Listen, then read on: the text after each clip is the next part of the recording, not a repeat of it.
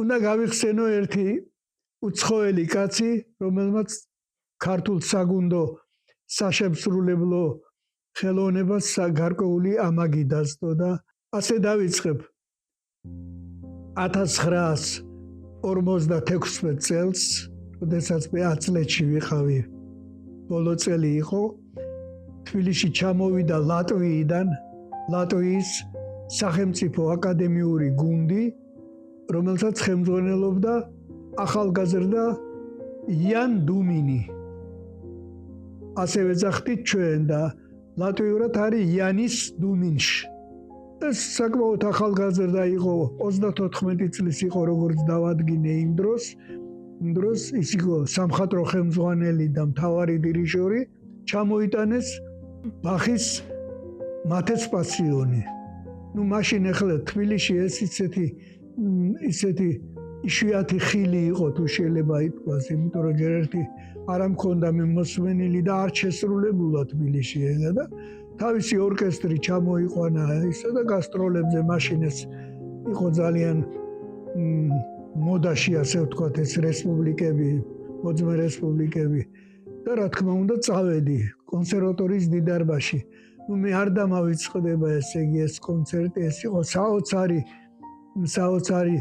ოსტატობით. ყოველ შემთხვევაში მე მაშინ ასე მომეჩვენა ოსტატობით შესრულებული ბახი და თან პირველად მოვისმინე რამდენიმე ნომერი ახლა წყურში მაქვს, ესე იგი ეს პირველი ნომერი რა თქმა უნდა და განსაკუთრებით დავამახსოვრდა ფინალი დომინორშია, მე მგონი ეს უკვე რომ აღესრულა და ხალხის მოთქმა და ასე ვთქვათ დატირება ეს საოცარი ნომერია.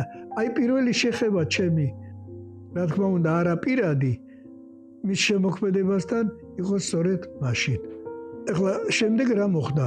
რა თქმა უნდა დიდი გამოხმაურება ჰპოვა ქართულ მუსიკალურ საზოგადოებაში და სწორედ იმ დროს, ესე იგი 58-ში უბრალოდ 2 წლის შემდეგ ჯანომ დაამთავრა კონსერვატორია და მაშინ უკვე ხახანაშვილი გარდაცვლილი იყო და ჯანო როგორც ერთ-ერთი პერსპექტიული და ნიჭიერი ახალგაზრდა დანიშნეს კაპელაში.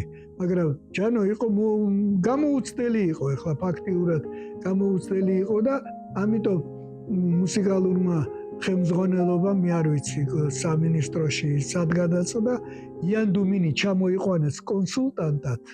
ესე იგი კაპელაში ერთად მუშაობდნენ, ანუ ჯანო მუშაობდა იან დუმინის ხელმძღვანელობით 2-3 წელი და იან დუმინმა ძალიან დიდი როლი ითამაშა, ესე იგი ჩვენი კაპელის გაზრდაში, პროფესიულ ასე ვთქვათ აღმასვლაში და რა თქმა უნდა ჯანოს მიმართაც, იმიტომ რომ მე განსვენებული ჩემი კონცერტმეისტერი ცისანა ვასიშვილი მეუბნებოდა ხოლმე რომ აი ყოველ დღე ისე ამეცადინებდაო იან დუმინი ჯანოს, რომ აი სცენაზე გამოსვლას და თავის დაკვრასაც კი ასწავლიდა ხოლმეო. ისე რომ იან დუმინს ძალიან დიდი ღვაწლი მოუძღვის ქართული საგუნდო კაპელის და ქართული საგუნდო პროფესიული საგუნდო მუსიკის წინაშე.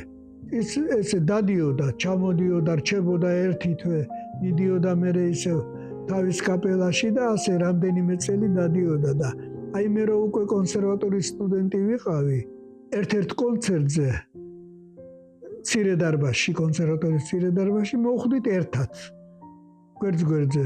სრულიად შემთხვევით არ ვიცნობდი და მე მაშინ გატაცებული ვიყავი ბახის კანტატებს ვაგროვებდი და იმ დღეს მე მგონი ვიყიდე 1-4 თუ 5 კანტატა.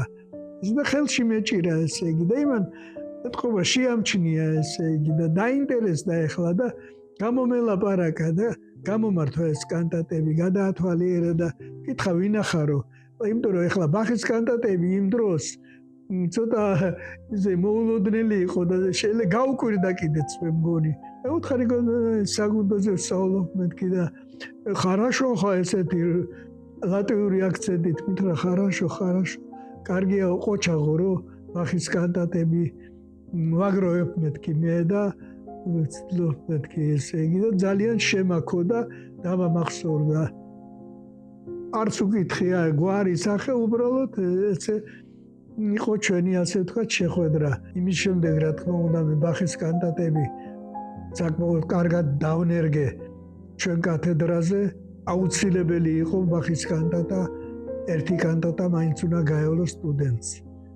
ეხლა სამწუხაროდ მგონი აღარ არის, მაგრამ ძალიან ცუდია, იმიტომ რომ ბახის კანტატებში ყველაფერია, რაც კი ემსახურება სტუდენტის ჩამოყალიბებას როგორც გუნდის დირიჟორის. რა თქმა უნდა დიდ გემოვნებას აღალიბებს. და მესამე შეხვედრა მქონდა უკვე პირადად მასთან. 1979 წელს მე მგონი კაპელაში ვიყავი, რიგაში მქონდა გასტროლები და იქ კონცერტი მქონდა, არის ასეთი დომის ტაძარი. კათოლიკური ტაძარია, დიდი ორღანოთი, უზარმაზარი ორღანო მაღლად გადა იქ. დიდი აივანია ორღანოსთან ესე იგი და იქ მომცეს ერთი დიდი განყოფილება ჩაატარეო, რაც გინდა იმღერეო. რა თქმა უნდა დილით მივედი რომ მაინც უნდა მომეჩინჯა გამღერება, მივიყვანე კაპელა დილით და იქ აივანზე ესე იგი. პატარა რეპეტიცია ჩავატარე და გამღერება ესე იგი და იანდუმინს გაუგია რომ საქართველოსდან ესე იგი კაპელა აჩამოსულ და რა თქმა უნდა ვერ მოითმინა და დილით მოვიდა რეპეტიციაზე. მე არ ვიცოდი. ეხლა როგორც ესეა მე კაპელა გამღერებით დავიწყე ჩემი იმპროვიზაციები, ეს საგუნდო იმპროვიზაციები 10-15 წუთი და მე ერთი ვამღერე კიდე სხვათა შორის ამ კონცერტზე პირველად და ერთადერთჯერ შევასრულე ნიკო სულხანიშვილის ღმერთო ორღანთან. რატო იცი ჩემ კონცერტზე ორღანისტი იწყებდა კონცერტს, რამდენიმე ნომერი ჰქონდა და მე მევაგრძელებდი და ის დილით იყო მოსული იქა. და რომ მოისმინა ეს ღმერთო ნოტები ნახა და ღმერთოს ხო თანხლება აქვს, უწერია და აი ოქ თანხლება წერიაო და მოდიო არ გინდაო გავაკეთოთო. ჩემი ბოლო ნომერიო და შენი პირველი ნომერი იყოს ესაო და ორღანთან მე ვთხარი კი ბატონო მეთქი. კი ბატონო გავიარეთ დილით და საღამოს ესე იგი ესე და სხვათა შორის ძალიან ეფექტური იყო კარგად. ეხლა მე რატო დავიწყე იან გამღერება რომ დავამთავრე, მოვიდა მაღალი სიმპათიური უკვე ხანში შესული იყო. ჩემზე 15 წლით უფროსი იყო. გამეცნო მე იანდუმინი ვარო, ნუ მე ვიცანი სახეზე ეხლა მახსოვდა ცოტა. მე ვიყავი 40 წლის მაშინ. ეს იყო 55 წლის. ხო და ითხრა მაესტრო არ შეიძლება რომ ეგ სავარჯიშოებიო აი რომ დაიწყეო მომცეო.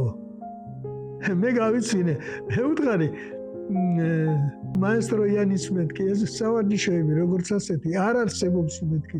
როგორო გაიკვირო. მე ამას ყოველ დილას იმპროვიზაციულად ზეპირად ვაკეთებ მეთქი ესე.